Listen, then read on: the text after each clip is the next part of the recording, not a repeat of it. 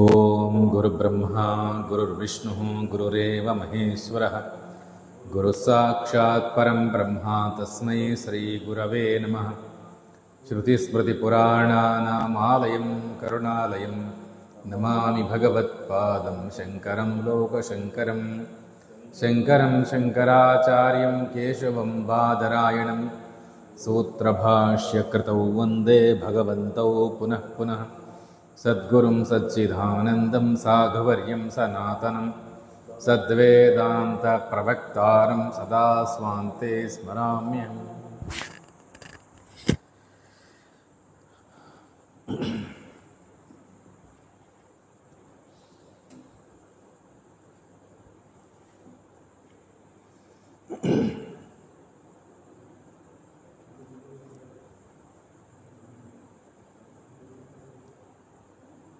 వేదాంత శాస్త్రం యొక్క విషయమేమి అంటే మన స్వరూపం, మనందరి యొక్క నిజస్థితి. మనందరిలోనూ నేను నేను అనే ఒక తలంపు ఉంది. దాని యొక్క నిజస్వరూపాన్ని గురించి వేదాంత శాస్త్రం వివరిస్తుంది. ఎందుకంటే ఆ నేనుల గురించి మనకు తప్పు తెలివి ఒక్కొక్క సందర్భంలో ఒక్కొక్క నేను రూపంగా వ్యక్తమవుతుంది. నేను చూస్తున్నాను, వింటున్నాను, మాట్లాడుతున్నాను, తీసుకుంటున్నాను, నడుస్తున్నాను అనేటప్పుడు దేహమే నేను, కన్నే నేను, చెవులే నేను, మనస్సే నేను, బుద్ధి నేను, ప్రాణమే నేను అని ఇట్లా ఈ నేనులు అన్నీ ఉన్నాయా అంటే ఒకటే ఉండేది.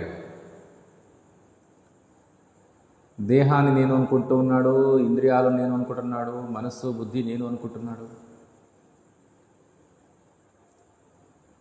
సుషుప్తిలో నేను హాయిగా ఉంటిని అంటున్నాడు, స్వప్నాన్ని చూస్తూనే అంటున్నాడు. ఏ నేను? వాడి యొక్క నిజస్థితి ఏమి? ఎందుకంటే ప్రతి మనిషి సహజంగా నేను దుఃఖంలో ఉన్నాను, నాకు అప్పుడప్పుడు సుఖం వస్తుంది అని ఇట్లా చెప్పుకుంటాడు. ఎన్నో సమస్యలు ఉన్నాయి అన్నీ చెప్పేటప్పుడు నేను, నాకు సమస్యలు, నేనే అని తన గురించే చెప్పుకుంటాడు. వాస్తవం ఏమి అంటే ఆ నేను యొక్క నిజస్వరూపాన్ని నీవు అర్థం చేసుకోగలిగితే నీకు దుఃఖము దరిదాపుల్లో కూడా రాకుండా అవకాశం ఉంది. అఖండ సుఖస్వరూపమే నీ స్వరూపం. ఎందుకంటే ఈ దేహము, ఇంద్రియాలు, మనస్సు, ఈ మొత్తం ప్రపంచం ఇవేవి లేకున్నప్పుడు కూడా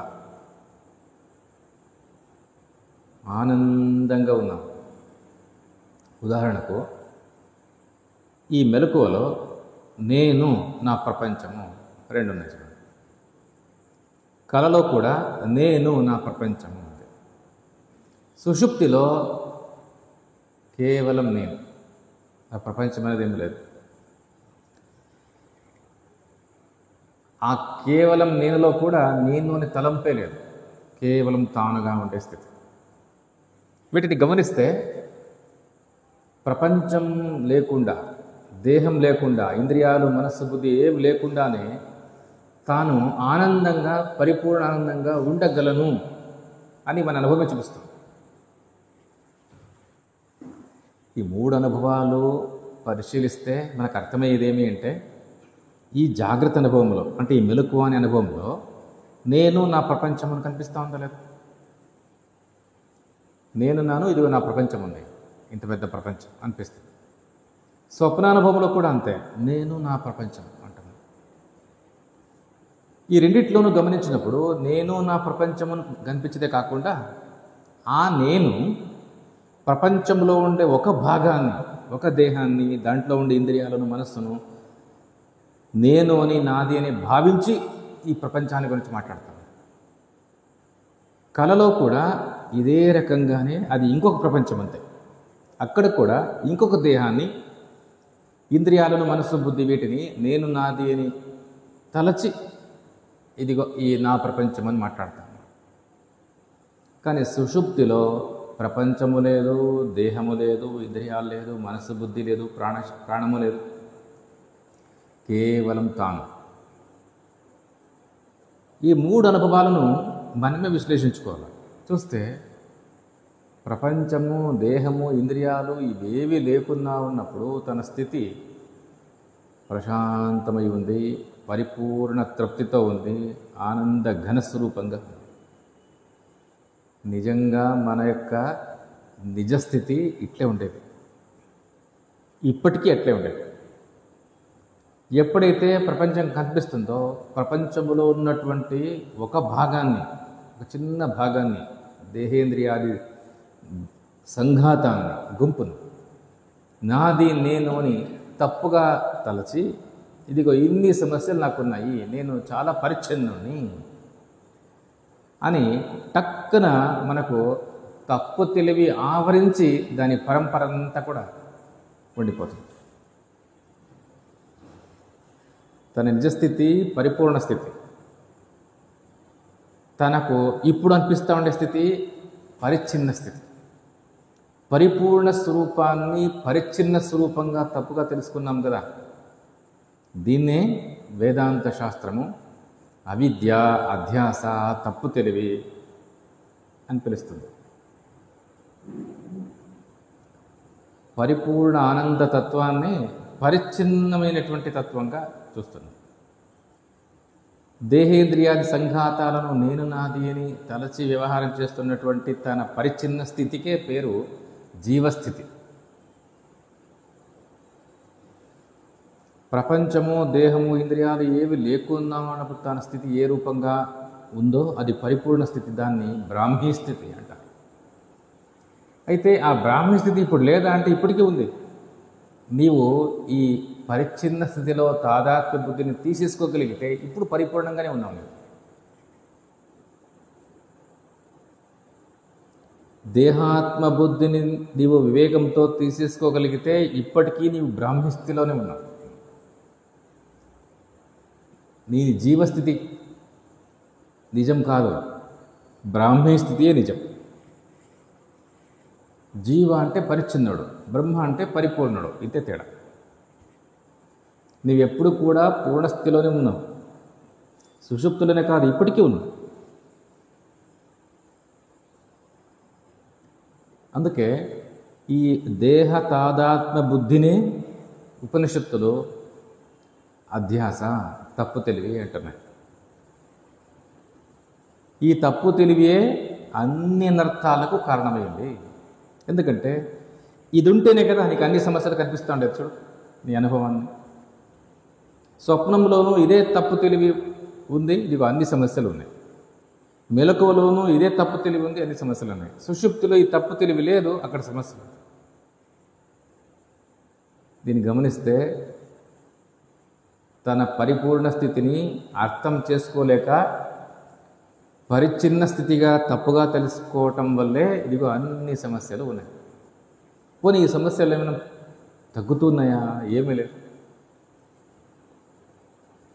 నీవు ప్రపంచంలో ఏ గొప్ప స్థితిని పొందిన వ్యవహారంలో ఇది పోదు. నీకు ఎంత గొప్ప స్థితిని పొందుతాను అన్నా నీకైతే ఈ సమస్యలు ఎప్పటికీ తగ్గవు, ఇంకా పెరుగుతూ పెరుగుతూ పెరుగుతూ వస్తాయి. ఈ ప్రపంచంలోనే కాకుండా ఇంకా దక్షిణాయన మార్గంలోనైనా వెళ్ళు, ఉత్తరాయణ మార్గంలో అయినా వెళ్ళు, ఏ లోకాల్లో జన్మనైనా పొందు, ఎక్కడ ఏం పొందినా నీకైతే ఈ సమస్యలు ఇట్లే ఉంటాయి. ఎందుకంటే ఈ మూలమైనటువంటి అవిద్య అట్లే ఉంది కాబట్టి తప్పదు. దీన్ని అవిద్య అని, దీన్ని అధ్యాస అని, దీన్ని తప్పు తెలివి అని ఇట్లా పిలుస్తారు. అన్ని వ్యవహారాలకు ఇదే మూలము. లోక వ్యవహారానికి ఇదే మూలమే, శాస్త్ర వ్యవహారానికి ఇదే మూలమే. నీకు బంధం ఉంది, మోక్షం ఉంది అని చెప్తారు కదా, దీనికి కూడా జీవస్థితిలో పరిచ్ఛిన్న స్థితిలో ఇదిగో నీకు ఇంత బంధం కనిపిస్తుంది. బంధం అంటే అర్థం ఏమి అంటే పరాధీనంగా బతకడం అంతే. బంధం అనే శబ్దానికి పరాధీనత. దేహం ఉంటే నేను ఉంటాను, ప్రాణం ఉంటే నేను ఉంటాను, ఇదిగో డబ్బు ఉంటే నేను ఉంటాను, విద్య ఉంటే నా బ్రతుకు, విద్య లేకుంటే నాకు బ్రతకే లేదు అని అన్నిటినీ ఆధారంగా చూస్తున్నాం కదా. అంటే ఇవి ఉంటే నా జీవితం, ఇవి లేకపోతే నాకు జీవితమే లేదు అని. మనుషుల మీద ఆధారపడినాడు, వస్తువుల మీద ఆధారపడినాడు, డబ్బు మీద ఆధారపడినాడు, సామాజికమైన ఒక స్థితి గతి అంటాం కదా, స్టేటస్, దాని మీద ఆధారపడినాడు. ఇవన్నీ లేకపోతే నేను లేను అంటే నీ దేహము, నీ ప్రాణశక్తి, నీ ఇంద్రియాలు, నీ మనస్సు, నీ బుద్ధి, నీ విద్య, అంటే ఇవన్నీ ఉంటే నేను ఉంటాను. దీన్ని ఏమంటారు అంటే పరాధీనం. పరిచ్ఛిన్నత్వం ఏం చేస్తుంది అంటే పరిచ్ఛిన్నంగా ఉండేవాడికి అభద్రత ఉంటుంది, పరిచ్ఛిన్నంగా ఉండే వాటిలో కొరత ఉంటుంది. ఈ అభద్రత, ఈ కొరత, ఈ దుఃఖము, దీనివల్ల ఏం చేస్తాడు అంటే అందరి మీద ఆధారపడతాడు. వేరే వాళ్ళు ఉంటే నాకు భద్రత వస్తుంది, వేరే వాళ్ళు ఉంటే నాకు సుఖం దొరుకుతుంది, వేరే వస్తువులు ఉంటే నాకు సుఖం వస్తుంది. అంటే పరిచ్ఛిన్నత్వము, అభద్రత్వము, దుఃఖిత్వము, ఇవన్నీ కూడా ఈ జీవస్థితిలో ఉండే ఉంటాయి. అంతే. ఈ జీవస్థితితో నీవు ఎక్కడ ఉన్నా, ఏ లోకంలో ఉన్నా కూడా ఈ సమస్యలు ఇట్లే ఉంటాయి. అందుకే ఈ జీవస్థితియే సమస్య. ఇది అవిచారితంగా, నైసర్గికంగా అందరికీ ఉంది. అంటే సృష్టి సహజంగా ఉంది అని అర్థం. నీ విచారణ చేయలేదు, ఉంది. విచారణ చేస్తే అది లేదు. జీవో బ్రహ్మైవ నాపరః. నీవు సాంప్రదాయకంగా విచారించగలిగితే జీవస్థితి నీకు ఎప్పటికీ లేదు అని నిశ్చయం అయిపోతుంది. గతంలో లేదు, ఇప్పుడు లేదు, ఎప్పుడూ లేదు అని నిశ్చయం అయిపోతుంది. అంటే బ్రాహ్మీ స్థితి కొత్తగా రావాల్సిందేం లేదు, అది ఎప్పటికీ ఉంది. కానీ నీ విచారణ చేయలేదు, అది నాకు లేదనుకుంటున్నాను అంతే. విచారణ చేసి చూస్తే అదే నీ నిజస్వరూపం. నీవెప్పటికీ పరిపూర్ణుడే, అన్ని అనుభవాల్లోనూ పరిపూర్ణుడే. ఎప్పటికీ అంటే అన్ని కాలాల్లో కాదు, అన్ని అనుభవాల్లో పరిపూర్ణుడే. అన్ని, ఏ అభద్రత నీకు లేదు, ఉన్నది నీవే, అంత నీవై ఉన్నటువంటి స్థితి. నీలో అభద్రతకు కారణమే లేదు, నీలో భయానికి కారణం లేదు, నీలో పరిచ్ఛిన్నత్వమే లేదు. చూడండి, ఇది నిజస్థితి. అట్లున్నప్పుడు నీకు మోక్షం అవసరం లేదు, విడుదల లేదు. నీ పరాధీనంగా బతుకుతున్నావు కదా, పరిచ్ఛిన్నుడయ్యి అభద్రతతో బతుకుతున్నావు కదా, ఇప్పుడు నీకు బంధం ఉంది అనిపిస్తాను. నీవు నిత్య ముక్త, నువ్వు ఎప్పటికీ ముక్తుడివే. ఎందుకంటే నువ్వు ఉండేదే ఒకడు, నీకు బంధము అంటే ఇంకొక వస్తువుతో బంధం ఎట్లా వస్తుంది? ఎప్పుడైతే తన నిజస్థితి ఏకమేవా ద్వితీయంగా ఉంది అని నిశ్చయించుకుంటాడో, దానికి దేంతో బంధం ఏర్పడాలా? నీకంటే రెండో వస్తువే లేదు. దేనికి భయపడాలా? నీకంటే రెండో వస్తువే లేదు, అంతా నీవై ఉన్నావు. అందుకే బంధ మోక్ష వ్యవహారము ఇది కూడా అవిద్యా కల్పితమే, అధ్యాస పురస్సరమే. నీ అధ్యాస ఉండడం వల్ల నీకు బంధం ఉందని, శాస్త్రాలు మోక్షాన్ని ఇస్తాయని నీవు అనుకుంటున్నావు. దీన్నే శాస్త్రాలు కూడా అవునయ్యా నీకు బంధం ఉంది, ఇదిగో మోక్షాన్ని నీవు జ్ఞానంతో సంపాదించు అని చెప్తావు. ఇది బంధమోక్ష వ్యవహారం. ఎప్పుడైతే నిన్ను నీవు తప్పుగా తెలుసుకున్నావో, తప్పు తెలివి వల్ల నీకు ఏదేది కనిపిస్తుందో అదంతా కూడా మాయ. వేదాంత శాస్త్రంలో మాయ శబ్దానికి ఇదే అర్థం. అవిద్య మాయ అంటాం కదా. శంకరాచార్యులు చెప్తారు, మాయ అంటే అవిద్య కల్పిత అని. అవిద్య చేత ఏమేమి కల్పన చేస్తున్నావు అదంతా మాయ. ఒక వస్తువు నీకు తెలియదు, దాన్ని తప్పుగా తెలుసుకున్నావు. ఆ వస్తువు తెలియకుండా ఉన్నప్పుడు దాన్ని ఏ రూపంగా నీవు తెలుసుకున్నావు తప్పుగా, అదంతా కూడా మాయ. మసక చీకట్లో పడిండేది పగ్గం, అది నీకు తెలియదు, అవిద్య. ఇప్పుడు దాన్నే ఒక సర్పంగా చూస్తున్నారు, ఒక పాముగా చూస్తున్నారు. ఆ పాముగా కనిపించేదంతా కూడా మాయా. అంటే దీన్ని ఏమంటారు? అవిద్య కల్పిత.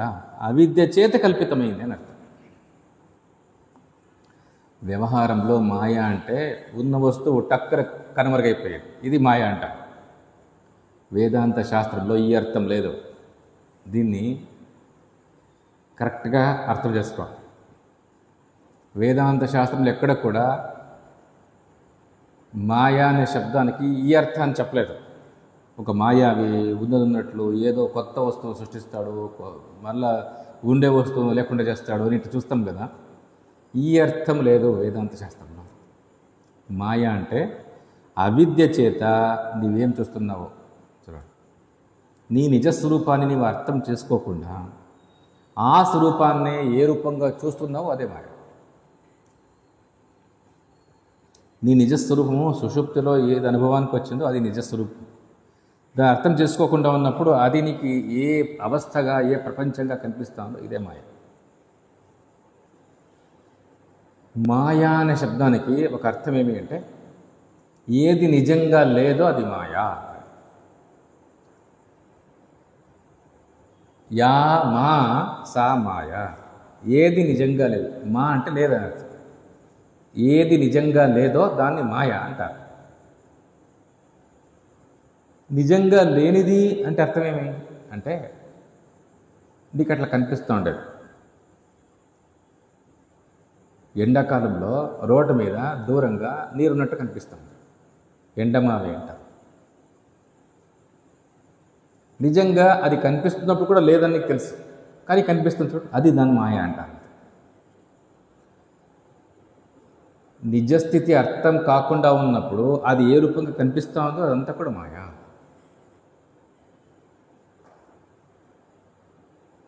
ఇంకా మసక చీకటి, రోడ్లో వెళ్తున్నావు, సగానికి నరికేసిండే ఒక చెట్టు మానం ఉంది. దాన్ని చూస్తే ఎవరో మనిషి నిలబడినట్లు కనిపిస్తుంది. అక్కడ లేని వస్తువు కనిపిస్తుంది కదా నీకు, అది ఇదే మాయ అంతే. ఇది పోవాలంటే ఏం చేయాలా అంటే దాన్ని అక్కడ ఏం కనిపిస్తూ ఉందో దాన్నే పరీక్షించి చూడాలా, నీకు తెలుస్తుంది. టార్చ్ లైట్ వేసి దగ్గర పోయి చూడు, ఇది మనిషి కాదు, ఇది మ్రోడుమానం అని అర్థం చేసుకున్నావు కదా. అట్లే నీ నిజస్థితి సుషుప్తిలో ఎట్లా అనుభవానికి వచ్చిందో అది నిజస్థితి, అది బ్రాహ్మీ స్థితి. అక్కడ ఏ సమస్య లేకుండా ఉండే స్థితి, పరిపూర్ణ స్థితి, అన్నిట్లోనూ పరిపూర్ణత్వం.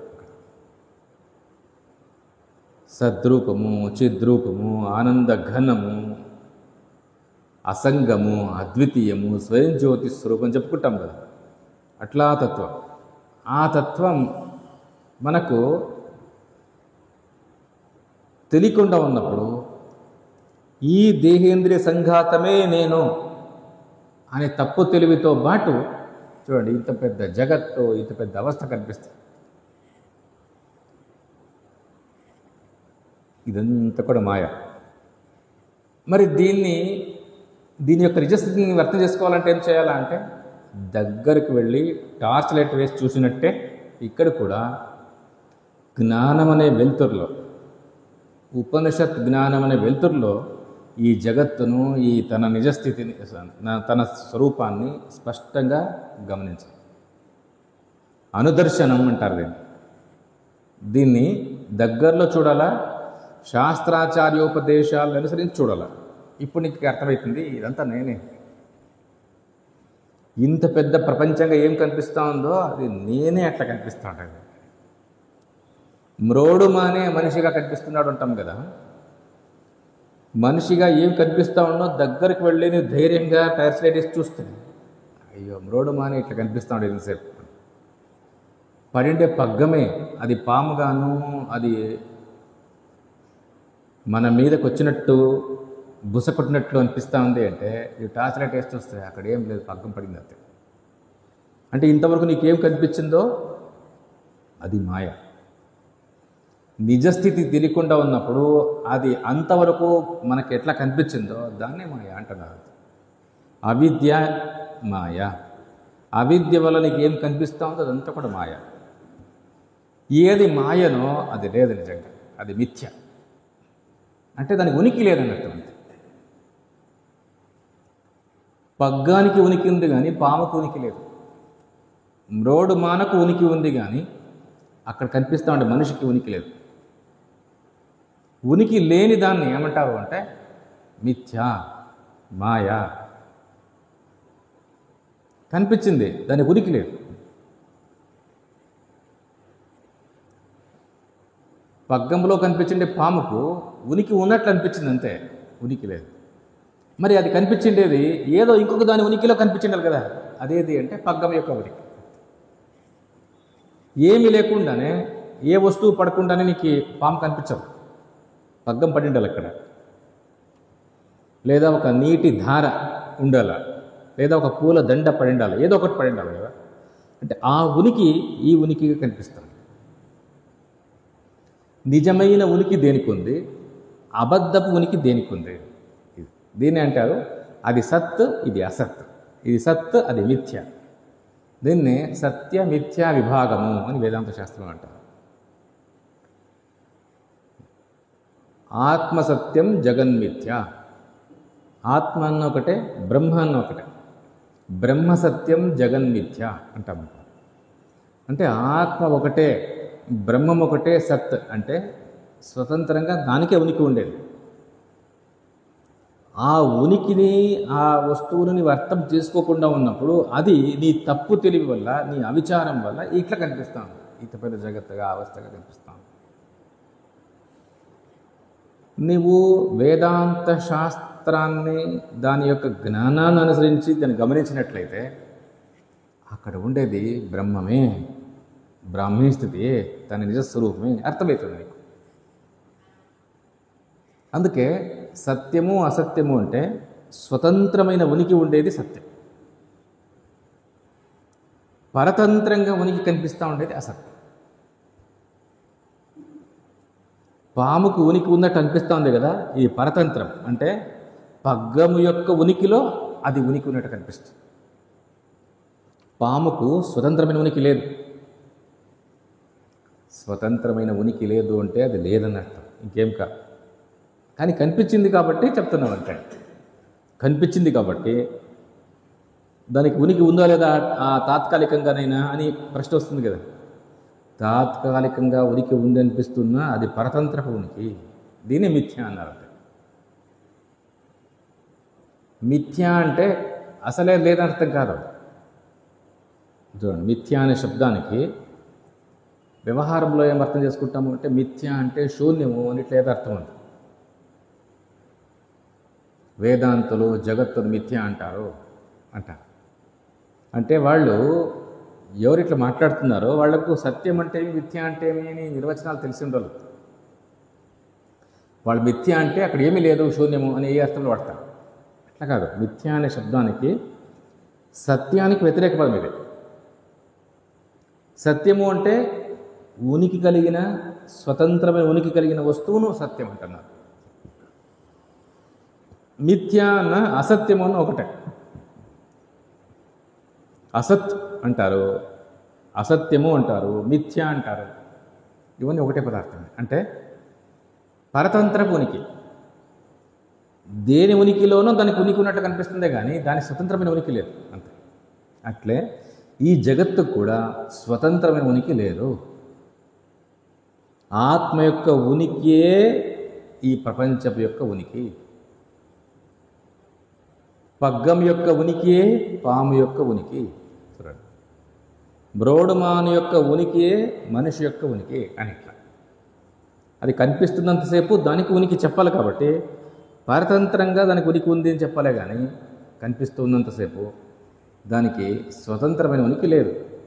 వేదాంత శాస్త్రం అంటా ఉంది ఈ జగత్తు కూడా స్వతంత్రమైన ఉనికి లేదు. ఆత్మ యొక్క ఉనికిలో ఇది నీకు తప్పు తెలివి వల్ల కనిపిస్తుందంతే. అందుకే సత్యమిథ్యా విభాగాన్ని లేదా సత్యము అసత్య విభాగాన్ని, అదేవిధంగా ఉనికిని గురించి చెప్తున్నటువంటి ఈ అర్థాన్ని స్పష్టంగా తెలుసుకుని ఉండాలి వేదాంత శాస్త్రం. మాయా అంటే అర్థమేమి? ఇది ముఖ్యమైనది.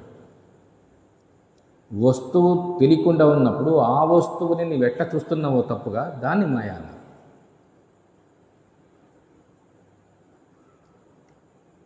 ఎందుకు అట్లా కనిపించింది మాయ? అవిద్య వల్ల కనిపించడం. అంటే ఆ వస్తువు తెలియకపోవటం వల్ల నీకు ఆ వస్తువు అట్లా పగ్గము తెలియకపోవటం వల్ల ఆ పగ్గమే పాముగా కనిపిస్తూ ఉంది అంటాం కదా.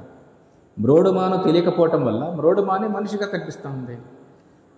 అదేవిధంగా ఆత్మ వస్తువు తెలియకపోవటం వల్ల ఆత్మ వస్తువే ప్రపంచంగా అవస్థగా కనిపిస్తూ ఉంది. ఇది అందుకే వేదాంత శాస్త్రము ఇదంతా ఆత్మయే అని చెప్తాను. నీకేమేమి కనిపిస్తూ ఉంది ఇది ఆత్మయే. పాముగా కనిపిస్తున్నప్పుడు కూడా అదంతా పగ్గమే. మనిషిగా కనిపిస్తున్నప్పుడు కూడా అది మ్రోడమానే. అట్లే ఇది జగత్తుగా కనిపిస్తున్నప్పుడు కూడా ఇది బ్రహ్మమే, ఇది ఆత్మయే, ఇది తానే అని. అందుకే మనందరి యొక్క నిజస్థితి ఏది అంటే బ్రాహ్మీ స్థితి. ఆత్మ అన్నా, బ్రహ్మ అన్నా, దేవుడు అన్నా, పరమార్థం అన్నా, సత్యం అన్నా చూడండి, ఇవన్నీ కూడా పర్యాయవాచక వేదాంత శాస్త్రం. భగవంతుడు అన్నా, ఉపనిషత్తులు ఈ శబ్దాలను అప్పుడప్పుడు వాడుతున్నాయి. అయమాత్మ బ్రహ్మ. చూడండి, ఈ ఆత్మయే బ్రహ్మము అని చెప్పేటప్పుడు ఆత్మ నా బ్రహ్మం ఉన్న ఒకటే. ఆత్మ హి బ్రహ్మ. శంకరాచార్యులు అంటారు ఆత్మ అంటే అంతటా వ్యాపించి ఉండేది అని అర్థం. బ్రహ్మ అంటే అన్నిటినీ వ్యాపించి ఉండేది, అన్నిటికీ కారణమైనటువంటి వస్తువు. ఏది జగత్ యొక్క సృష్టికి, స్థితికి, లయానికి కారణమో అది బ్రహ్మము. చూడండి, ఏ పరిచ్ఛేదము లేకుండా, అవస్థా పరిచ్ఛేదము, దేశ పరిచ్ఛేదము, కాల పరిచ్ఛేదము, వస్తు పరిచ్ఛేదము లేకుండా ఉండే వస్తువును బ్రహ్మమన్నారు. బ్రహ్మ అన్న ఆత్మ అన్న ఏం తేడా ఉంది దీంట్లో? అంతటా వ్యాపించేది ఆత్మ అన్నారు. అవస్థ యొక్క కొలతకు దొరకనటువంటిది దేశ, కాల, వస్తు, అవస్థ 4 లిమిట్స్ని అతిక్రమించినటువంటిది ఏంటి అంటే అది బ్రహ్మ అన్నారు. బ్రహ్మ వస్తువులో దేశపరమైనటువంటి కొరత లేదు, కాలపరమైనటువంటి కొరత లేదు, వస్తుపరమైంది లేదు, అవస్థాపరమైంది లేదు. అట్లాంటి వస్తువును బ్రహ్మమన్నారు. మరి అదే ఆత్మ అంటే ఇంకేం? బ్రహ్మ అనే శబ్దానికి పెద్దది అర్థం. ఏది అన్నిటికంటే పెద్దది అది బ్రహ్మ. బ్రహి వృద్ధౌ అని ధాతువు. బృహ్ అనే శబ్దానికి ధాతువుకు వృద్ధ అంటే పెద్ద అని అర్థం. ఆ వ్యక్తి వృద్ధుడు అంటే పెద్దవాడు అంటే అర్థం. బ్రహ్మ అంటే పెద్ద వస్తువు అన్నాడు. దేనికంటే పెద్దది? నీవు ఏది ఊహించుకుంటావో దానికంటే పెద్దది. మనకి చాలా పెద్దదే కనిపిస్తుంది అంటే ఆకాశం. అంతకంటే పెద్దది ఇంకేముంది? దానికంటే పెద్దది ఆత్మ. చూడండి, దానికంటే పెద్దది బ్రహ్మ. అంటే మనిషికి మన ఊహకు అందేది ఆకాశమే, అంతకంటే పెద్దది లేదు. ఇంక చూడలేదు.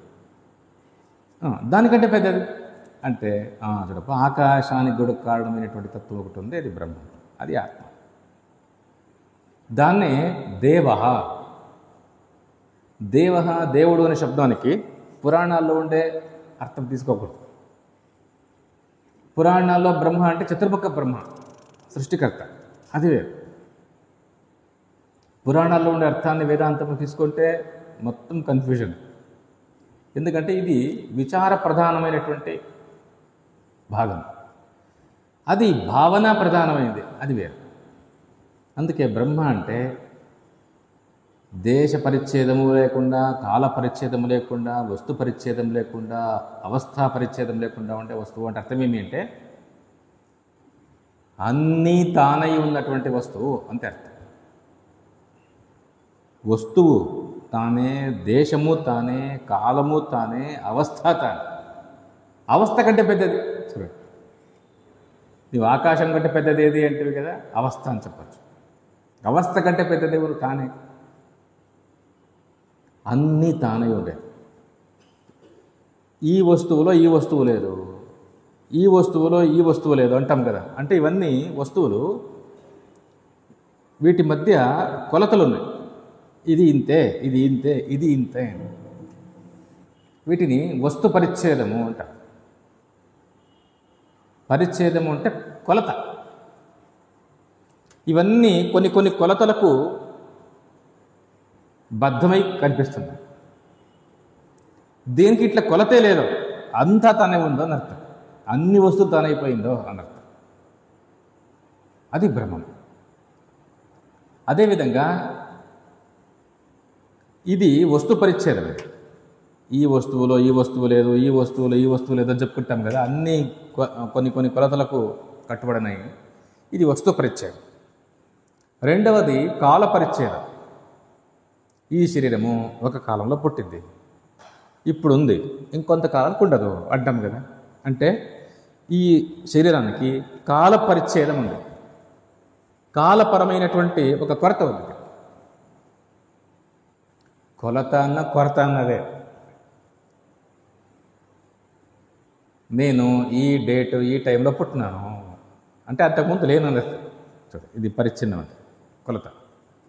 ఇప్పుడున్నాను, ఇంకెప్పుడు పోతానో తెలియదు అంటాం కదా. ఇది కాల పరిచ్ఛేదమైన వస్తువు. అన్నీ అంతే. ఈ వస్తువు కాల పరిచ్ఛేదమే, ఈ వస్తువు కాల పరిచ్ఛేదమే. ఎందుకంటే తయారు కాకుండా ముందు లేదు, ఇప్పుడుంది, ఇంకెన్ని రోజులు ఉంటుందో తెలియదు. అదేవిధంగా దేశ పరిచ్ఛేదం. నేను అంటే ఈ దేహము ఇక్కడున్నాను అంటే అక్కడ లేను అంటాం కదా. నేను ఆశ్రమంలో ఉన్నాను అంటే ఇంట్లో లేను, ఇంట్లో ఉన్నాను అంటే స్కూల్లో లేను. ఇట్లా మనకేమైంది అంటే దేశ పరిచ్ఛేదం, దేశపరమైనటువంటి కొలత. ఇక్కడున్నాను అంటే అక్కడ ఉండదు, అప్పుడు లేను ఇప్పుడున్నాను, అప్పుడు ఇప్పుడు అంటే కాల, ఇక్కడ అక్కడ అంటే దేశం అంతే. ఈ ఊర్లో ఉన్నాను అంటే ఇంకొక ఊర్లో లేదని అర్థం. బ్రహ్మ వస్తువు అట్లా కాదు. అన్ని ఊర్లలో అదే ఉండాలి, అన్ని కాలాల్లో అదే ఉండాల, అన్ని వస్తువుల్లో అదే ఉండాల, ఇంకా అన్ని అవస్థల్లో అదే ఉండాలి. చూడండి, అట్లా ఉంటే బ్రహ్మ. ఈ దేహము మెలకు అవస్థలో ఉందంతే. కళ అనే అవస్థలో ఇది లేదు, అక్కడుండేది వేరు అంటాం కదా. దీన్ని ఏమంటారు అంటే అవస్థా పరిచ్ఛేదం. అవస్థాపరమైన కొలత ఉంది వీటికంతా. కానీ మెలకువలోను, కళలోను, నిద్రలోను, అన్ని అవస్థల్లోనూ అదే ఉంటాయి బ్రహ్మ. చూడు, బ్రహ్మ అనే వస్తువుకు ఎంత అర్థమిస్తున్నారు. ఏది అన్ని వస్తువులు తానయ్యిందో, అన్ని కాలము తానయ్యిందో, అంత దేశము తానయ్యిందో, అన్ని అవస్థలు తానైపోయిందో, అంతటా వ్యాపించి ఉందో అది బ్రహ్మ. మరి ఆత్మ అంటే ఏమన్నారు? ఆప్నోతి, అంతటా వ్యాపించేది. మరి ఆత్మయే బ్రహ్మ, ఇంకేమన్నారు? ఆత్మ అన్న బ్రహ్మ అన్న ఒకటే. కానీ మనకేమనిపిస్తుంది అంటే ఆత్మ అంటే ఇక్కడ లోపల, బ్రహ్మ అంటే అక్కడ పైన అని అనిపిస్తుంది. సహజంగా మనిషి బుద్ధిలో ఆత్మశబ్దము తన వైపు తీసుకుంటాడు, అపరోక్ష అంటాం. బ్రహ్మ వస్తువును పరోక్షంగా చేస్తాడు. ఉపనిషత్తు కూడా అయమాత్మ బ్రహ్మ సర్వానుభూహో అనే వాక్యాలతో మనకు సత్యాన్ని బోధించేటప్పుడు పరోక్షత్వాన్ని తీసేయటానికి ఆత్మశబ్దాన్ని పడతాయి. అదే ఆత్మ అన్నప్పుడు అపరోక్షానికి వస్తారు. అదేవిధంగా అపరోక్షత్వాన్ని తీసేసేకి బ్రహ్మ అనే శబ్దాన్ని వాడుతుంది. దీన్ని అధ్యారోపిత నామరూపద్వారేణ బ్రహ్మ నిర్దిశ్యతే శంకరాచార్య రాస్తారు. ప్రతి శబ్దంలో కూడా అధ్యారోపణ ఉంటుంది, అపవాదం ఉంటుంది. ఇది వేదాంత శాస్త్రం చేసుకున్నటువంటి ఒక పద్ధతి తత్వాన్ని ఉపదేశించే. ఎందుకంటే తత్వం అసి అని చెప్పింది అనుకోండి. తత్ అంటే ఏమి? అది అని. అది అంటే ఎక్కడ దూరం ఉండే దాని గురించి చెప్తాం, అంటే బ్రహ్మం. త్వం నీవు ఆత్మ, ఆ బ్రహ్మమే ఆత్మ అంటే నీవై ఉన్నావు అని చెప్తా ఉంది. తత్ అనేది ఎప్పుడు కూడా పరోక్షమైన వస్తువుని చెప్తాం. త్వం అంటే నేను అనే దాన్ని అపరోక్షమది. పరోక్షము కాదు అని చెప్పేకి ఆత్మ వస్తువుని వాడుతుంది, ఆత్మ అనే శబ్దాన్ని వాడుతుంది. అపరోక్షం కాదు అని చెప్పడానికి బ్రహ్మ అనే శబ్దాన్ని వాడుతుంది. మొత్తానికి శబ్దాలను వాడే పరమార్థం చెప్పాలి అది. కానీ శబ్దాలకు ఒక పరిమితి ఉంది, అర్థ పరిమితి ఉంటుంది.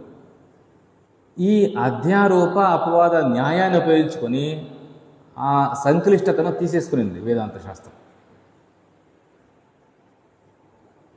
ఇది వేదాంత శాస్త్రం యొక్క పద్ధతి, అధ్యారోప అపవాద అని చెప్పుకుంటాం. అంటే వేదాంత శాస్త్రము ఆత్మశబ్దాన్ని, బ్రహ్మశబ్దాన్ని, సత్ ఇంతవరకు చెప్పినామే, సత్య వస్తువు, కేవలం ఉనికి అంటే స్వతంత్రమైన ఉనికి కలిగినటువంటి వస్తువు. దీన్ని ఇంకో పేరుతో పిలుస్తాం, సత్య వస్తువుని. పరమార్థము, పరమార్థము అన్న ఒకటే, సత్యము అన్న ఒకటే. పరమార్థము అపరమార్థం, సత్యము అసత్యం, సత్యము మిథ్య.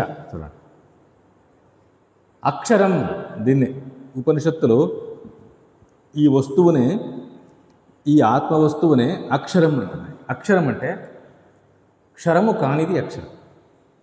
క్షరము అంటే మార్పు, క్షీణత. ఏది చేంజ్ కాదో అంటే అర్థమేమి? ఎప్పుడు చేంజ్ కాదు? దీనికి వస్తువులో చేంజ్ ఉండదు, కాలంలో చేంజ్ ఉండదు, దేశంలో చేంజ్ ఉండదు, అవస్థలోనూ చేంజ్ ఉండదు. కాలంలోనూ అక్షరమే, దేశంలోనూ అక్షరమే, వస్తుపరంగానూ అక్షరమే, అన్ని అవస్థల్లోనూ అక్షరస్వరూపంగానే ఉంటుంది. మారనిది అనర్థం. ఉనికియే స్వరూపంగా ఉంది, మారకుండా ఉండిపోయాడు. ఎప్పుడు మారదు, అందుకే అక్షరం అని పేరు పెట్టినారు. భగవద్గీతలో 8వ అధ్యాయంలో అర్జునుడు ప్రారంభంలోనే కొన్ని ప్రశ్నలు అడుగుతాడు. 7 అధ్యాయాలు చెప్పిన తర్వాత భగవంతుడు 7 అధ్యాయాలు చాలా విషయాలు చెప్పినాడు. అసలు 2వ అధ్యాయంలోనే అంత వేదాంతం ఉంది. అన్ని విషయాలు చెప్పి తర్వాత మరలా వివరిస్తూ వస్తే 8వ అధ్యాయానికి మరలా ప్రశ్నలు వచ్చాయి అర్జునుడికి. ఏమడుగుతున్నాడు? కృష్ణ, నీవు ఇంతవరకు అన్నావే బ్రహ్మ బ్రహ్మ, అదేమి ఇంకొకసారి చెప్పు. కిం తద్బ్రహ్మ, కిమధ్యాత్మం, కిం కర్మ పురుషోత్తమ, అధిభూతంచ కిం ప్రోక్తం, అధిదైవం కిముచ్యతే. చూడండి, వరుసగా ప్రశ్న అడుగుతున్నాడు. కృష్ణ, బ్రహ్మ అంటేమి, కర్మ అంటేమి, అధ్యాత్మం అంటేమి, అధిదైవ అంటేమి, అధిభూత అంటేమి, అధియజ్ఞ అంటేమి, ఇవన్నీ మరి ఇంకొకసారి చెప్పినట్టు. మరి ఇంతసేపు చెప్పిందే, మరి అదే చెప్పింది, స్పష్టత లేదు, అందుకే ఇంకొకసారి అడుగుతున్నాడు. ఈ ప్రశ్నల్లో మొదటిది కిం తద్బ్రహ్మ, ఏదది బ్రహ్మము? భగవంతుడు ఒక్క పదంతో సమాధానం చెప్తాడు, అక్షరం బ్రహ్మ. ఏది అక్షరమో అదే బ్రహ్మం, అంతే. ఏది క్షరము కాదో, క్షరము కానిది అంటే శంకర సురేశ్వరుల తర్వాత ఈ సత్య వస్తువును, బ్రహ్మ వస్తువును, అక్షరమైన వస్తువును ఎట్లా అర్థం చెప్పుకున్నారు అంటే, ఏది మారదో అంటే దేనికి కాలంలో మార్పు లేదో అది అని. చూడు, కాలంలో తీసుకొస్తారు. వ్యాఖ్యానాల్లో ఉన్నటువంటి ఒక సమస్య ఏమి అంటే, అన్నిటినీ దేశకాలాల్లో నిర్వచించాలా అది. చూడండి, ఎందుకు ఆ సమాధానం వచ్చింది వాళ్ళ వైపు నుంచి అంటే, దానికి కారణము తర్కశాస్త్రం. వాళ్ళు తర్కశాస్త్రానికి మితిమీరినటువంటి ప్రాధాన్యత ఇస్తారు. వేదాంత శాస్త్రము అంటే తర్కశాస్త్రమే అని వాళ్ళకు ఒక నిశ్చయం. తర్కశాస్త్రం తెలియకుంటే వేదాంతానికి అర్థమే లేదు, అది ఇట్లా చేయించుకున్నారు. నిజానికి వేదాంత శాస్త్రము అంటే అదొక అనుభవ శాస్త్రము, ప్రేమ శాస్త్రం. అది తర్కశాస్త్రం కానే కాదు ఎప్పుడు కూడా. మన ప్రేమను ఎక్కడ పెడితే శాశ్వతమైన సుఖం మనకు లభిస్తుందో ఆ వస్తువుని గురించి చెప్తా ఉంది. అది ఇది దాని తర్కం అనుకుంటే అర్థమే. వేదాంత శాస్త్రం తర్కశాస్త్రం కాదు. వేదాంత శాస్త్రం యొక్క పరమ ప్రయోజనం ఏమి అంటే పరిపూర్ణ సుఖం. సుఖం దేని నుంచి వస్తుంది మనిషికి? తన ప్రేమను ఏ వస్తువు మీద పెట్టుకుంటాడో ఆ ప్రేమను పెట్టుకున్నటువంటి వస్తువు వల్ల సుఖం వస్తుంది. ఆత్మనస్తు కామాయ సర్వం ప్రియం భవతి. కొడుకు మీద ప్రేమ ఉంది అంటే కొడుకును తలుచుకున్నా, కొడుకును చూసినా వీడికి సుఖమవుతుంది. ఇది డబ్బు మీద ప్రేమ ఉంది అంటే డబ్బును తలుచుకున్నా, డబ్బును చూసినా, డబ్బును అకౌంట్లో ఉంది అని తెలిసినా వీడికి సుఖమవుతుంది. అంటే వీడు ప్రేమను పెట్టుకోవటం వల్ల సుఖం వస్తుంది. ఆత్మనస్తు సుఖాయ సర్వం ప్రియం భవతి. అట్లే ఒక శాశ్వతమైనటువంటి వస్తువు వేదాంత శాస్త్రం చూపిస్తుంది, అక్కడ ప్రేమ పెట్టుకోవాలి, నిరంతర సుఖం, పరిపూర్ణ సుఖం కలుగుతుంది. మరి ఇది ప్రేమశాస్త్రమా, తర్కశాస్త్రమా? నీ ప్రేమకు సరైన స్థానాన్ని చూపిస్తూ ఉంది అది. అందుకే ఇది ప్రేమశాస్త్రమే, ఒక అనుభవ శాస్త్రం. దీని తర్కశాస్త్రం అనకూడదు. తర్కశాస్త్రం అసలే లేకున్నా కూడా వేదాంత శాస్త్రం జీవిస్తుంది. తర్కశాస్త్రం తీసుకోవాల్సిన అవసరమే లేదు. కానీ కాలంలో నిర్వచనం చేస్తాడు. ఏదైతే 3 కాలాల్లో ఉండిపోయిందో అది అక్షరము, అదే సత్యము, అదే బ్రహ్మము అని. ఎట్లా కాలంలో ఎట్లా నిర్వచిస్తున్నాం? నిన్నట్లో తెలుసుకున్నట్లు అవిద్య అధ్యాసనకు కూడా వీళ్ళు కాలము నిర్వచిస్తారు. అనాదిరనంత నైసర్గికోధ్యాస మిథ్యా ప్రత్యయ రూప కర్తృత్వ భోక్తృత్వ ప్రవర్తక అని శంకరాచార్య చెప్తే, అనాది అనంత అంటే కాలంలో అనాది అని చెప్పేసి టక్కుని కాలంలో వస్తుంది. వీళ్ళకి అన్నిటికీ కాలంలో నిర్వచిస్తారు వస్తువులు, నిర్వచించకూడదు అట్లా. ఎందుకంటే తర్కశాస్త్రము దేశకాలాంతర్గతమైన వస్తువును తర్కించటానికి పనికొచ్చే శాస్త్రం అదంతే. ఏది దేశకాలాలకు అతీతమైందో, అవస్థకు అతీతమైందో అట్లాంటి వస్తువు మీద తర్కం పనిచేయదు. నైషా తర్కేణ మతిరాపనీయ. యముడు చెప్తాడు, తర్కంతో ఈ తత్వాన్ని తెలుసుకోలేవు. ఎందుకంటే తర్కం అంటే బుద్ధి చేసే తర్కం, బుద్ధికి దొరికేది కాదు అది. బుద్ధి తన బుద్ధిత్వాన్ని పోగొట్టుకున్నాక దొరికేది. అందుకే కాలములు నిర్వచనం చేయకూడదు. యదస్తి 3 కాలేషు అబాధ్యతే తత్సత్యం. చూడు వాడు చెప్పేది, సత్య వస్తువును అంటే బ్రహ్మ వస్తువు, ఆత్మ వస్తువు, అక్షరము అంటున్నాం కదా, దీన్ని ఇట్లా నిర్వచన చేస్తున్నారు. ఏదైతే 3 కాలాల్లో అబాధితంగా ఉండిపోయిందో అది సత్యము. 3 కాలాల్లో ఎందుకు చెప్తాం? ఏది అన్ని అనుభవాల్లోనూ నిర్వికారంగా ఉండిపోయిందో అది సత్యం. ఇప్పుడు కరెక్ట్. నీ దేశము కాలం ఎందుకు తీసుకొస్తావు దీంట్లోకి? ఎప్పుడు కూడా దేశకాలాలు నీవు తీసుకున్నావు అంటే పరమార్థ వస్తువు దేశకాలాల మధ్యలో ఎక్కడ ఇరుక్కొనింది, చిన్న వస్తువు అని అర్థం. ఏది 3 కాలాల్లోనూ ఉండిపోయిందో అంటే చూడు, కాలమే పెద్దది, ఆ 3 కాలాల్లో ఉండింది చిన్నది. కాలం పెద్దది ఇది కదా, అట్లా నిర్వచనం చేయకూడదు. శంకరాచార్యులు తమ భాష్యంలో ఎక్కడ కూడా ఈ కాలగతంగా దేశగతంగా నిర్వచనం చేయలేదు. వీళ్ళే వ్యాఖ్యానాల్లో ఈ దారి పట్టినారు, తర్కశాస్త్ర దారి. శంకరాచార్యులు సత్యం జ్ఞానమనంతం బ్రహ్మ అని తైత్రీయ వాక్యానికి సత్యం అంటే యద్రూపేణ యన్నిశ్చితం తద్రూపం న వ్యభిచరతి తత్సత్యం. చూడు, ఎక్కడ కూడా కాలగతంగా చెప్పలేరు. యద్రూపేణ యన్నిశ్చితం తద్రూపం న వ్యభిచరతి. ఏ వస్తువు ఏ స్థితిలో ఉంది నిశ్చయిస్తామో ఆ స్థితిని అది వీడకుండా ఉండాలి అన్ని అనుభవాల్లోనూ. అది సత్య వస్తువు. అన్ని అనుభవాల్లోనూ ఒకే రకంగా ఉండేది, నిర్వికారంగా ఉండేది అని అర్థం. ఇక్కడెక్కడ 3 కాలేషు అనే మాట రాలేదు. ఏ కాల దేశ గురించినటువంటి ఆలోచన రాదు. యద్రూపేణ నిశ్చితం తద్రూపం న వ్యభిచరతి. విచారణలో ఏదైతే నిర్వికారంగా మిగిలిపోతుందో, అన్ని అనుభవాల్లో ఉండిపోయింది నిర్వికారంగా, అది సత్యం. అదే బ్రహ్మము, అదే ఆత్మ, అదే అక్షరం. ఉపనిషత్తు, ముండకోపనిషత్తు ఈ సత్యాన్ని అక్షరం అంటుంది. యయా తదక్షరం అధిగమ్యతే. పరావిద్య అపరావిద్య అని చెప్పేటప్పుడు పరావిద్య అంటే ఏమి? యయా తత్ అక్షరం అధిగమ్యతే. దేని చేత అక్షరమైన సత్యాన్ని తెలుసుకోగలవో అది విద్య, అది పరావిద్య అని చెప్పి. అందుకే అక్షరము అన్నా, బ్రహ్మము అన్నా, ఆత్మ అన్నా, పరమార్థం అన్నా, దేవ అంటే దివు ప్రకాశనే ఇది ధాతు, అంతటా ప్రకాశించేవాడు.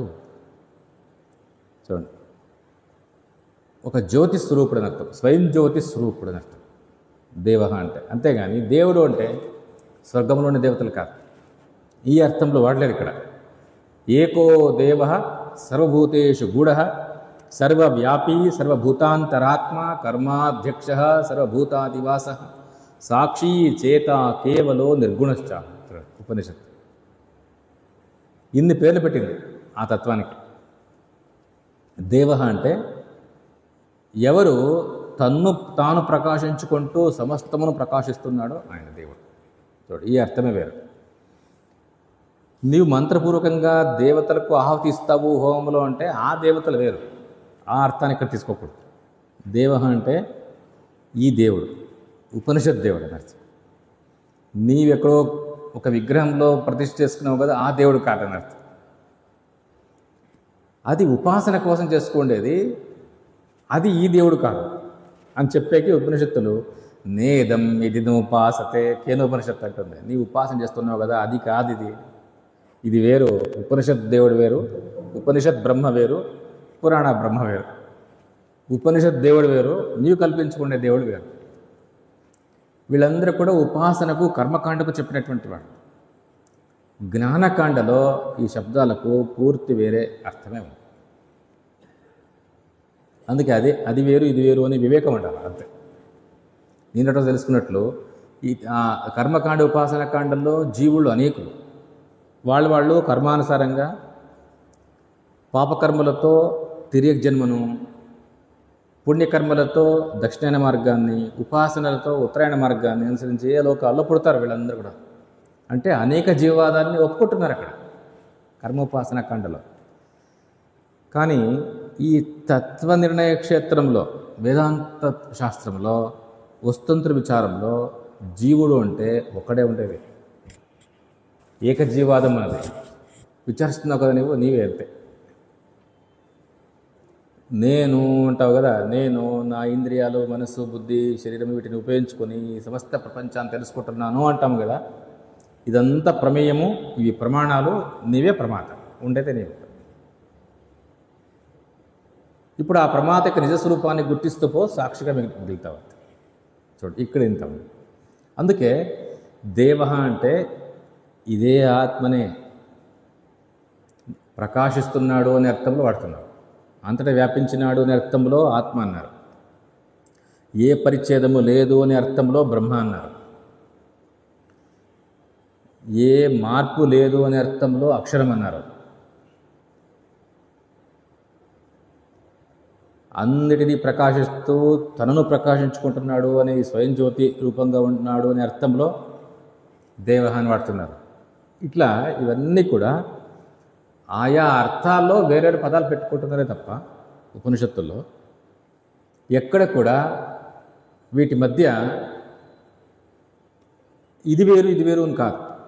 దేవుడు గురించి చెప్తోంది, బ్రహ్మ గురించి చెప్తోంది, ఆత్మ గురించి, అట్లా కాదు. అది అర్థాన్ని బట్టి, అంటే అక్కడ జరుగుతుండే సంఘటనను బట్టి, ఆ సందర్భాన్ని బట్టి, గుణాన్ని బట్టి ఒక పేరు, అంతే.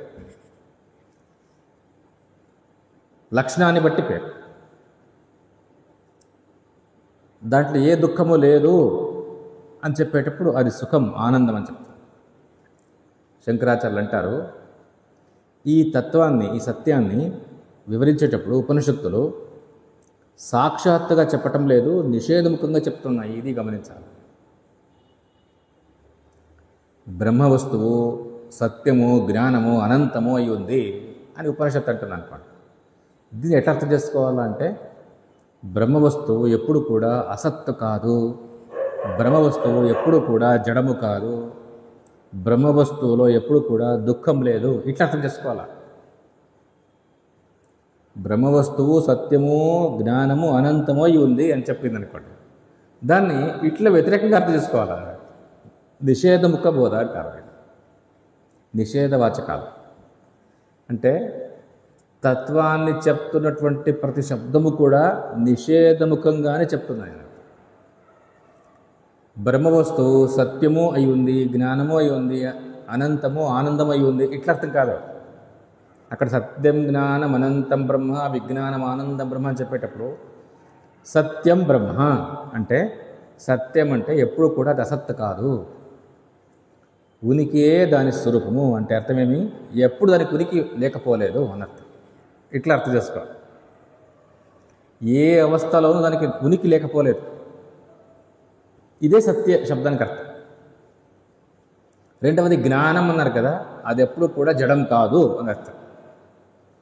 ఎప్పుడు కూడా ఎరుక స్వరూపమే, అది తెలివి స్వరూపమే అయి ఉంది అని అర్థం. మూడవది అనంతం అని అనుకో, ఎప్పుడు అది పరిచ్ఛిన్నం కాదు అని అర్థం. ఆనందం అని అనుకో, ఎప్పుడు దాంట్లో దుఃఖం లేదు అని అర్థం. అంటే పరమార్థ వస్తువును ఉపనిషత్తు చెప్తా ఉండే ప్రతి శబ్దంలోనూ నీవు నిషేధముఖంగానే అర్థం చేసుకోవాలి. అవేవి సాక్షాత్ బోధకాలు కాదు, నిషేధ బోధకాలే. అన్ని శబ్దాలు అన్ని వాక్యాలు నిషేధముఖంగానే చెప్తున్నాయి. సిద్ధంతు నివర్తకత్వాత్ అని సంప్రదాయకుల వాక్యం. దాంట్లో లేకుండా ఉండే ధర్మాన్ని తీసేస్తూ చెప్తుంది ఉపనిషత్తు. ఇది సంప్రదాయం. అందుకే అన్ని శబ్దాలు వస్తుతత్వాన్ని చెప్తూ ఉండే అన్ని శబ్దాలు కూడా నిషేధముఖంగానే చెప్తున్నాయి అని గమనించాలి, కానీ సాక్షాత్తుగా చెప్తున్నాయి అనుకుంటుంది. ఎందుకంటే సాక్షాత్తుగా చెప్తున్నాయి అంటే ఇది సత్యమయ్యి ఉంది బ్రహ్మ అంటే, అయితే ఉపనిషత్తు నేరుగా సంబోధిస్తోంది కాబట్టి ఇదే దృక్కైతుంది, ఇదే పెద్దదైపోతుంది, చిన్నదైతుంది.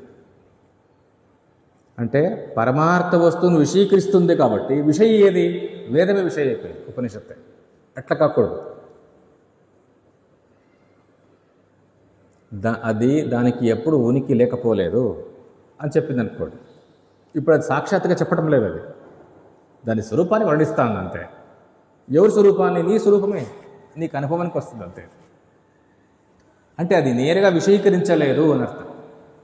వేదాంత శాస్త్రము ఎట్లా ప్రమాణమైంది పరమార్థ వస్తువుకు అంటే, పరమార్థమునందు మనం కల్పించుకున్నటువంటి ధర్మాలను నిషేధిస్తూ ప్రమాణమైంది అంతే తప్ప నేరుగా చెప్తూ ప్రమాణం కాలేదు. కన్ను ఒక వస్తువు యొక్క రంగును నేరుగా చెప్తూ ప్రమాణమైంది, కానీ ఉపనిషత్తు పరమార్థ వస్తువు నేరుగా చెప్తూ ప్రమాణం కాలేదు. పరమార్థ వస్తువునందు మనం అవిద్య చేత కల్పించుకున్నటువంటి ధర్మాలను తీసేస్తూ ప్రమాణమైంది అంతే. చూడ ఎంత తేడా. కన్నును రూపానికి ప్రమాణము అని చెప్పటంలోను, ఉపనిషత్తును పరమార్థ వస్తువుకు ప్రమాణము అని చెప్పటంలోను ఇంత తేడా.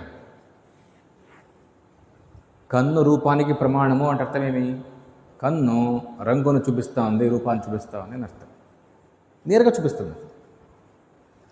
ఉపనిషత్తు పరమార్థ వస్తువుకు ప్రమాణము అంటే పరమార్థ వస్తువును ఉపనిషత్తు నేరుగా చూపించడం లేదు. కన్ను యొక్క ప్రామాణ్యత వేరు, ఉపనిషత్తు యొక్క ప్రామాణ్యత వేరు. మరి ఇది ఎట్లా ప్రమాణం అవుతుంది అంటే, పరమార్థ వస్తువునందు మనము అవిద్య చేత కల్పించుకున్నటువంటి ధర్మాలను ఉపనిషత్తు నిరాకరిస్తూ ప్రమాణమైంది అంతే. పరమార్థ వస్తువును చూపిస్తూ ప్రమాణం కాలేదు. అందుకే ఎప్పుడు కూడా పరమార్థ వస్తువును నేరుగా చెప్తున్నటువంటి వాక్యాలు అనిపించినా, శబ్దాలు అనిపించినా, వాటికి నిషేధముఖంగా అర్థాన్ని చెప్పినప్పుడే అది ప్రమాణం అనిపించుకుంటుంది. ఇది సంప్రదాయ ప్రక్రియ. సూక్ష్మంగా అర్థం చేసుకోవాలంతే. నీవు ఎప్పుడైతే ఇది సాక్షాత్ వాచకాలు ఉన్నాయి, నిషేధ వాచకాలు ఉన్నాయి అని తయారవుతావో, శంకరాచార్యులు, సురేశ్వరాచార్యుల తర్వాత వేదాంత గ్రంథాలంతా కూడా ఇట్లే తయారైనారు. ఉపనిషత్తుల్లో పరమార్థ వస్తువును కొన్ని వాక్యాలు సాక్షాత్ బోధకాలుగా చెప్తున్నాయి, కొన్ని నిషేధముఖంగా చెప్తున్నాయి అని ఇట్లా బయలుదేరు. చెప్పకూడదు అట్లా. అన్నీ పరమార్థ వస్తువును సంబోధిస్తున్న వాక్యాలన్నీ కూడా నిషేధముఖంగానే చెప్తుంది. అంతేకాదు, ఇంకా ఒక విషయం, ఉపనిషత్తుల్లో కొన్ని మహావాక్యాలు ఉన్నాయి అని ఋగ్వేదంలో ఒకటి, యజుర్వేదంలో ఒకటి, సామవేదంలో ఒకటి, అథర్వవేదంలో ఒకటి అని తీస్తున్నారు బయటకు. ఇది కూడా మన సంప్రదాయంలో లేదు. శంకరాచార్య కానీ సురేశ్వరాచార్య కానీ ఎక్కడ కూడా ఇవి మహావాక్యాలు అని ప్రస్తావించలేదు. తర్వాత ఒక్కొక్క వేదానికి ఒక మహావాక్యం తయారు చేసుకుంటారు. ఇట్లా చెప్పకూడదు అని. ఎందుకు అంటే భాష్యాభిప్రాయం ఏమి, ఎప్పుడైతే మనము ఉపనిషత్తుల్లో ఈ ఒక్కటే మహావాక్యము అంటామో మిగతావన్నీ అల్పవాక్యాలు చెప్పినట్లయితుంది కదా. ఉపనిషత్తుల్లో కొంత మహత్వము కొంత అల్పత్వము ఉంది, నీవే ఒప్పుకున్నట్లయితుంది. ఎందుకు అనవసరమైన బుద్ధి భేదాన్ని ఎందుకు కలిగించాలా? ఎప్పుడు కూడా ఉపనిషత్తుగానే చూడు, అంతే. అన్ని వాక్యాలను అర్థం చేసుకుంటాం. అంతేగాని కొన్ని మహావాక్యాలు అంటే మిగతా అల్పవాక్యాలు నీవే చెప్పినట్లయితే. ఋగ్వేదంలో ఒకే ఒక మహావాక్యం ఉంది అంటే అర్థమేమి? మిగతావన్నీ అల్పవాక్యాలు అని అర్థం. అల్పవాక్యాలు చెప్పింది ఉపనిషత్తు వేదము అని నీకే అనిపిస్తుంది. తప్పు కదా అట్లా అనేది. అందుకే మహావాక్యాలను పేరే వద్దు. ఇంకా చెప్పాలనుకుంటే ఎట్లా చెప్పచ్చు? ఏదేది బ్రహ్మతత్వం యొక్క లక్షణాలుగా కొన్ని వాక్యాలు నేరుగా ఉన్నాయి అనిపిస్తుందో అవన్నీ కూడా మహావాక్యాలను ఎట్లా చెప్పుకోవాలి. సత్యం జ్ఞానం అనంతం బ్రహ్మ, విజ్ఞానం ఆనందం బ్రహ్మ అని చెప్తున్నాయి కదా ఈ వాక్యాలు. వీటిని కూడా చేర్చుకో. ఇవన్నీ కూడా విముక్తశ్చ విముచ్యతే అంటాం కదా. బ్రహ్మవేద బ్రహ్మైవ భవతి. ఈ వాక్యాలన్నిటికీ కూడా నీకు చాలా నచ్చినటువంటి వాక్యాలు అవి అనిపించినప్పుడు ఇవన్నీ కూడా మహావాక్యాలుగానే చెప్పు, తప్పేమన్నా. అంతేగాని 4 అంటే మిగతావన్నీ అల్పవాక్యాలు, వేదంలో కొంత అల్పత్వం ఉంది కొంత మహత్వం ఉంది నీవే చెప్పినట్టు అవుతుంది. వేదము అంటే భగవంతుని యొక్క స్వరూపం. అది ఇప్పుడు భగవంతునిలో కూడా అల్పత్వం ఉంది అధికత్వం ఉంది చెప్పినట్టు అవుతుంది. అందుకే మహావాక్యం అనే మాటే సంప్రదాయంలో లేదు. సాక్షాత్ బోధకాలు అనే మాటే వస్తంత్ర విచారంలో లేదు. అన్ని నిషేధముఖంగానే చెప్తారు.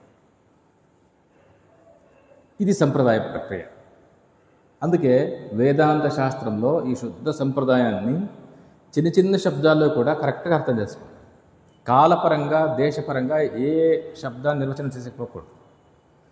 ఏది 3 కాలాల్లో ఉండిపోయిందో నిర్వికారంగా అది సత్య వస్తువు అంటే 3 కాలాల్లో అంటున్నావు కదా. నిర్వికారంగా ఉండేది బాగుంది. ఎప్పుడు నీవు 3 కాలాల్లో ఉన్నావు అంటే కాల ప్రవాహంలో అది చిన్న వస్తువు అంటాము, అది కాలమే పెద్దది కూర్చోండి అంతే. కొండ భూతకాలంలోనూ వర్తమాన కాలంలోనూ భవిష్యత్ కాలంలోనూ అట్లే ఉంది కాబట్టి అది సత్యం. నిర్వికారంగా ఉంది అనిపిస్తుందో లేదు? మనం పుట్టే ముందు అది అట్లే ఉండింది కొండ, ఇప్పుడు అట్లే ఉంది, ముందు అట్లే ఉంటుంది అని చెప్తే అది ఏది 3 కాలాల్లో నిర్వికారంగా ఉండిపోయిందో సత్యము అంటే కొండ కూడా సత్యం అవుతుంది. అట్లా ఆకాశం తప్ప మనం పుట్టక ముందు ఇట్లే ఉండింది, ఇప్పుడు ఇట్లే ఉంది, ముందు ఇట్లే ఉంటుంది అంటే ఇది సత్య వస్తువు అవుతుంది. కాల ప్రవాహంలో ఏదో ఇట్లా నీ ఊహించి చెప్పకూడదు. అట్లా శంకరాచార్యులు అంటారు చూడండి, యద్రూపేణ నిశ్చితం. చూడండి, ఫస్ట్ విచారణతో నీవు సత్య వస్తువుని ఎట్లా ఉంది నిశ్చయిస్తావో ఆ సత్య రూపాన్ని అది మార్చకూడదు ఏ అనుభవంలోనూ. అట్లుంటే సత్యం. శంకరాచార్యులు కానీ సంప్రదాయకులు కానీ ఆ శబ్దాలను అనుభవంలో అర్థం చెప్తారే తప్ప ఎక్కడ కూడా కాలగతంగా చెప్పరు. అధ్యాసన కూడా అంతే. ఇంతకుముందు మనం చెప్పుకున్నట్లు అనాది అనంత అంటే కాలంలో అనాది అని తీసుకుంటాం. ఎందుకంటే అధ్యాస అవిద్య అనేది మనకి ఇప్పటికే కాదు, అన్ని జన్మల్లోనూ ఇట్లే ఉంది. మనం యుగాలుగా మన్వంతరాలుగా కల్పాలుగా మనతో పాటే ఉంది. ఇది ఒక శాశ్వతమైనటువంటి వస్తువు. అన్ని కాలాల్లో అన్ని దేశాల్లో అన్ని అవస్థల్లో ఉండిపోయింది. ఇది మూలా విద్య భావరూప విద్య ఇట్లా వెళ్ళిపోయింది. ఎంత దూరం పోయింది చూడండి. ఎప్పుడైతే నీవు ఇట్లా కాలపరంగా దేశపరంగా తీసుకుంటూ పోతావు, అన్ని కాలాల్లో ఉంది అంటే చాలా పెద్ద వస్తువు అది అవిద్య.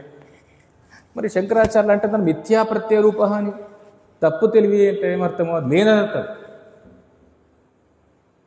తప్పుగా తెలుసుకోండేది లేదు అని అర్థమే కానీ ఉండేది ఎట్లయితుంది? అది భావరూపం ఎట్లయితుంది? మిథ్యాప్రత్యయ రూప. చూడండి ఎంత మంచి మాట. మిథ్యాప్రత్యయము అంటే తప్పు తెలివి అంతే. నిజమైనటువంటి ప్రత్యయం కాదు, సత్యప్రత్యయం కాదు. అది సత్యప్రత్యయం కావాలంటే దాని వెనక అనుభవం ఉండాలా. నీకు అనుభవమే లేదు. అనుభవం లేకుండా ఉండే ప్రత్యయం ఉంది, అది మిథ్యాప్రత్యయం, కల్పన అంతే. కల్పన అంటే లేదన్నట్టు. అనాది అనంత అంటే ఎట్లా చెప్పాలి? ఇప్పుడు కాలపరంగా చెప్పకూడదు. అనుభవంలో ఎప్పుడు ప్రారంభమైందో తెలియదు, ఎంతవరకు ఉంటుందో తెలియదు మన అనుభవంలో, అంతే. నీవు అనాది అని వెంటనే కాలం అంత పెద్ద కాల ప్రవాహం అని చెప్పి యుగ యుగాలుగా మనకు అవిద్య ఉంది, మన్వంతరాలుగా ఉంది, కల్పాలుగా ఉంది అని చెప్పుకుంటున్నారు. ఇప్పటికి కూడా అట్లా దట్టంగా ఉంది అంటే అర్థమే. అన్ని అవస్థల్లో ఉంది అని చెప్పుకుంటున్నారు అవిద్యని. సుషుప్తిలో ఉంది అవిద్య అంటున్నారు, జాగ్రత్తలో ఉంది అంటున్నారు, స్వప్నములు. ఇది ఇట్లా అన్ని అనుభవాల్లో ఉన్నటువంటిది ఇంకా ఎట్లా పోతుంది? ఏది ఉండిపోయిందో అది పోయట్లేదు. నా భావో విద్యతే సతః. ఏదైతే అన్ని అనుభవాలు ఉండిపోయిందో దాన్ని తీసేసుకొచ్చలేదు.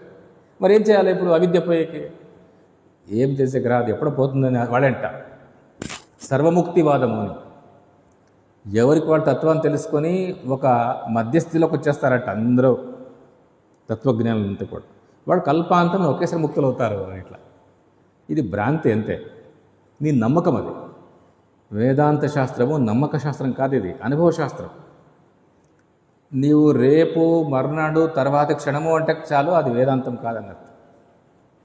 వర్తమాన అనుభవంలోనే విషయాన్ని ప్రతిపాదన చేయాలి. ఎందుకంటే వర్తమాన అనుభవమే ముఖ్యం. వర్తమాన అనుభవాన్ని గురించే మాట్లాడుతూ ఉంది ఎప్పుడు కూడా. వేదాంతానికి వర్తమాన అనుభవంలోనే అర్థం చెప్పాలి. నీ తర్వాత అన్నావు అంటే అది వేదాంతం కాదు, నీ ఉపాసన మాట్లాడుతున్నావు అని అర్థం. కర్మకాండ ఉపాసన కాండ మాట్లాడుతున్నావు అని అర్థం. వేదాంతం యొక్క గుర్తేమి అంటే నిత్య వర్తమానం. అది ప్రతి చోట వాక్యాన్ని చెప్పేటప్పుడంతా కూడా భవిష్యత్ వాచక కాలవాచకాలు చెప్పదు, వర్తమాన కాలవాచక శబ్దాన్ని పెట్టే చెప్తుంది ఉపనిషత్తు. నీ మోక్షాన్ని పొందుతావు అంటే ఇప్పుడే పొందుతావని అర్థమే కానీ రేపు పొందుతావనో తర్వాత ఎప్పుడో పొందుతావనో అట్లా కాదు. నీ తత్వాన్ని తెలుసుకుంటుండే సమకాలంలో ముక్తుడవుతావు. ఇప్పుడే ముక్తుడి అయి ఉండి ముక్తుడవుతావు. చూడండి, ఇది అంటే వేదాంత శాస్త్రంలో భవిష్యత్తుకు అవకాశమే లేదు, వర్తమానమే అంతే. గతానుభవాలు ఎందుకు చెప్తుంది అంటే విశ్లేషించి సత్యాన్ని గుర్తుపట్టే చెప్తాం. స్వప్నానుభవం కానీ సుషుప్తి అనుభవం కానీ గతానుభవాలు ఇవి. అవెంత తీసుకొచ్చినట్లు అంటే ఆ అనుభవాలతో నీకు నేర్చుకోవాల్సిన పాఠం ఉంది, అందుకే అనుభవాలను చెప్తాను అంతే. నీవు స్వప్నాన్ని పొమ్మని నిద్రకు పొమ్మని చెప్పడం లేదు. అవి స్వప్నానుభవం ఏముందో దాన్ని పట్టుకొని, అనుభవాన్ని పట్టుకొని ఇక్కడ ఒక సత్యాన్ని అది నిర్ణయిస్తుంది. సుషుప్తి అనుభవం యొక్క గత అనుభవం నీకు ఉంది, దాన్ని పట్టుకొని ఇక్కడ ఒక సత్యాన్ని నిర్ణయిస్తుంది. దీనికోసం పడుకుంటా ఉంది అంతే. తత్వ నిర్ణయంలో అనుభవాన్ని తీసుకుని నిర్ణయం చేస్తుంది. ఎందుకంటే నిర్ణయం చేయాలంటే నీకు ఒక శృతివాక్యాన్నైనా ఇవ్వాలా, ఒక దృష్టాంతాన్నైనా ఇవ్వాలా, ఒక యుక్తినైనా ఇవ్వాలా, లేదా అనుభవాన్నైనా ఇవ్వాలా.